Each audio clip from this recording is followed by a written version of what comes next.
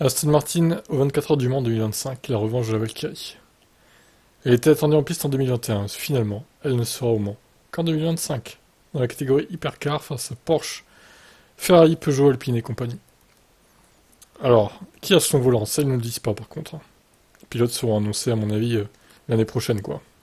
En 2016, Aston Martin et Red Bull présentaient l'AM RB001, qui allait devenir l'hypercar hybride Valkyrie. En 2019, le constructeur de Gaydon a annoncé son intention de revenir au plus haut niveau de l'endurance. 2 ans plus tard, grâce à l'introduction de la classe hypercar. Puis tout a changé à l'arrivée de Lawrence Stroll au capital et à la présidence exécutive de la marque en 2020. Cette année-là, le constructeur britannique annonçait mettre en pause son programme d'endurance au profit de la F1. Une fois n'est pas coutume, cette pause en était bien une, et elle est terminée. Aston Martin ira en endurance. Pas l'année prochaine, en 2025. Un pur V12 Atmo. L'auto sera engagé dans le championnat du monde d'endurance WEC, ainsi que dans le championnat américain IMSA GTP. Elle participera donc aux 24 heures du Mans, mais aussi aux 24 heures de Daytona et 12 heures de Sebring.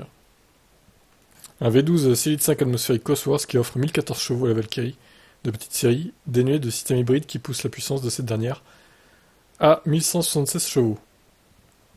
Évidemment, ce moteur sera adapté à l'argumentation qui impose notamment une puissance maximale disponible de 680 chevaux. Par son bruit comme par son look, l'anglaise aura à coup sûr se faire remarquer en piste. Très bien. Bon, bah écoutez, maintenant il ne reste plus qu'à savoir qui pilotera ce bolide. Alors on a déjà vu des déclarations comme quoi Alonso et Verstappen aimeraient bien faire équipe en endurance. Bah là, ça serait vraiment l'idéal en fait, parce que bon, elle a un peu de Red Bull et elle a un peu d'Aston Martin cette voiture en fait. Sachant que c'est Adrian Newey quand même qui l'a conçue à l'époque, quand Aston Martin était associé à Red Bull. Donc moi je vois bien Alonso et Verstappen piloter avec un troisième larron, je sais pas qui ça serait, mais du coup voilà. Yoz peut-être. Non, n'exagérons pas. Qu'est-ce que vous en pensez, vous? Pensez qu'ils pourraient faire équipe en 2025? Si le calendrier de la F1, évidemment, ne clash pas avec Le Mans. Ce qu'il faudrait qu'ils évitent quand même la F1, quoi. Allez, ciao.